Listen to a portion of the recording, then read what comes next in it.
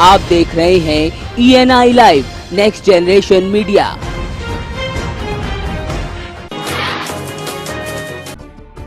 सूबे के मुखिया अखिलेश यादव की महत्वाकांक्षी योजना डायल 100 का बिजनौर में माहौल उड़ाया गया। बिजनौर जिले में उद्धार की गाड़ी के सहारे डायल 100 सेवा का उद्घाटन किया गया। उद्घाटन के लिए संभल से 12 गाड़ियां मंगाई गई थी, जबकि बिजनौर जिले को 75 गाड़ियां मिली हैं। फिलहाल एक भी गाड़ी बिजनौर को नहीं मिली। ये सभी गाड़ियां वापस संभल भेज दी गयी। उत्तर प्रदेश की जनता को जल्दी से जल्दी, शीघ्र से शीघ्र, अगर कहीं वो परेशानी में है, उसके साथ कोई घटना घटी है, वो 100 डायल पर सूचना देगा। शहरों में 10 से 15 मिनट में हमारी फोर्स वहां पहुंच जाएगी, उसको सुरक्षा प्रदान करेगी, और देहात में 25 से 30 मिनट में हमारी फोर्स वहां पहुंच जाएगी, उसको वहां सुरक्षा प्रदान करने का काम करेगी। सुल्तानपुर जिले के खुर्शीद क्लब में आयोजित समारोह में प्रदेश सरकार की विभिन्न योजनाओं का शुभारंभ हुआ। करीब 113 करोड़ की लागत से 48 परियोजनाओं का लोकार्पण और 4 परियोजनाओं का शिलान्यास किया गया। मेधावी छात्र छात्राओं को लैपटॉप का वितरण हुआ। उधर डायल 100 के तहत 47 वाहनों को राज्यसभा सांसद विशंबर प्रसाद निषाद द्वारा हरी झंडी दिखाकर रवाना किया गया। वहीं सूत्रों की माने तो ये गाड़ियां केवल उद्घाटन के लिए आई हैं। इसके बाद गाड़ियां बाराबंकी के लिए भेज दी जाएंगी।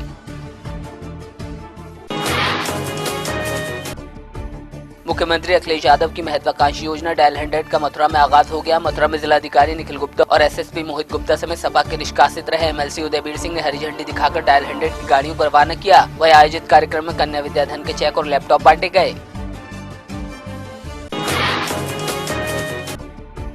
रामपुर पहुंचे केंद्रीय मंत्री मुख्तार अब्बास नकवी नोटबंदी के सवालों पर सफाई देते नजर आए। उन्होंने कहा कि हमारे लिए खुशी और संतोष की बात है कि परेशानी के बावजूद लोगों का विश्वास प्रधानमंत्री नरेंद्र मोदी और केंद्र सरकार में अटूट है।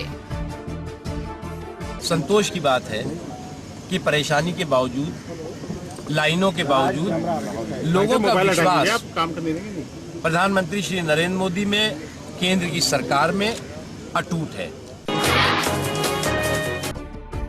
रामपुर में दिल दहला देने वाला मामला सामने आया है। रामपुर की कोसी नदी किनारे एक शख्स 2 बच्चियों को गड्ढे में पत्थर से बांधकर छोड़ गया। शौच के लिए आए युवक ने बच्चियों को रोते देखा तो इन्हें गांव लेकर आया। बच्चियां अपने माँ बाप को ही याद कर रही हैं। उधर पुलिस ने बताया कि बच्चियों को विश्वास में लेकर सिर्फ इतना पता चला है कि इनका पिता पत्थर से बांधकर इन्हें कोसी नदी पर छोड़ गया था।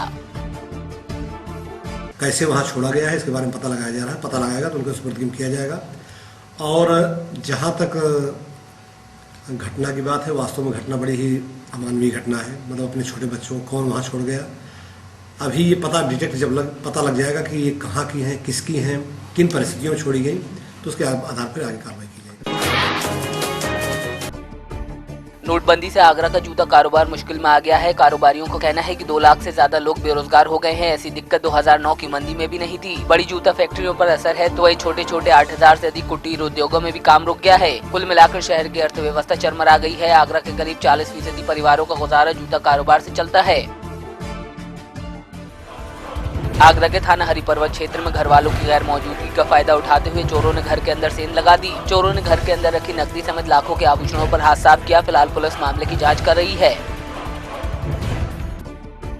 आगरा में एक पति ने ही अपनी पत्नी को बदनाम करने की ठान ली है। कमरे में CCTV कैमरे लगा दिए और उसकी अश्लील क्लिपिंग को नेट पर अपलोड करने की भी धमकी दी। ये आरोप पत्नी ने अपने पति पर लगाया है। पीड़िता ने आगरा SSP से गुहार लगाई है। फिलहाल आगरा SSP ने मामले को गंभीरता से लेते हुए स्थानीय पुलिस को कार्रवाई के आदेश दिए हैं।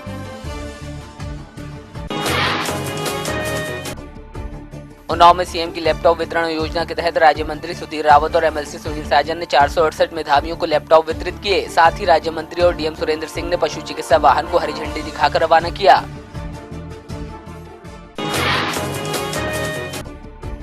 बलिया के रसड़ा स्थित गिरजा सिंह मेमोरियल IIT संस्थान पर रोजगार सृजन के लिए बेरोजगार युवकों का साक्षात्कार किया गया, जिसमें भारी संख्या में कौशल विकास प्रशिक्षण प्राप्त युवकों ने हिस्सा लिया। उधर संस्था के कार्यशाला प्रभारी अरविंद सिंह ने सभी के प्रति आभार व्यक्त किया।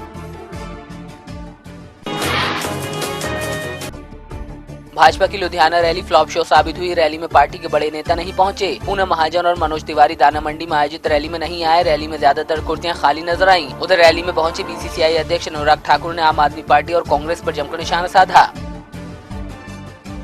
दिल्ली प्रदेश के युवाओं को ठगा, झूठ बोलकर पाखंड करके वहां का वोट लिया। आज वो वहां नजर नहीं आते। जो वाईफाई देने की बात करते थे, वाईफाई तो नहीं आया। अरविंद केजरीवाल खुद दिल्ली से गायब हो गए। वो दिल्ली में नजर नहीं आते तो पंजाब के लोगों को क्या मुंह दिखाएंगे।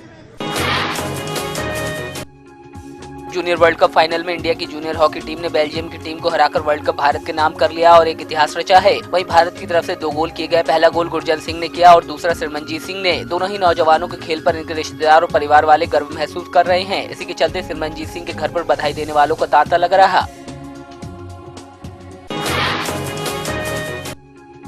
खंडवा के नए पुलिस अधीक्षक नवनीत भसीन ने पुलिसकर्मियों के साथ बैठक की। एसपी भसीन ने सबसे पहले पुलिस अधिकारियों और कर्मचारियों का हेल्थ चेकअप करवाया और ये जानने की कोशिश की कि उनके अधीन काम करने वाले कर्मी कितने फिट हैं और किस तरह की बीमारियों से परेशान हैं।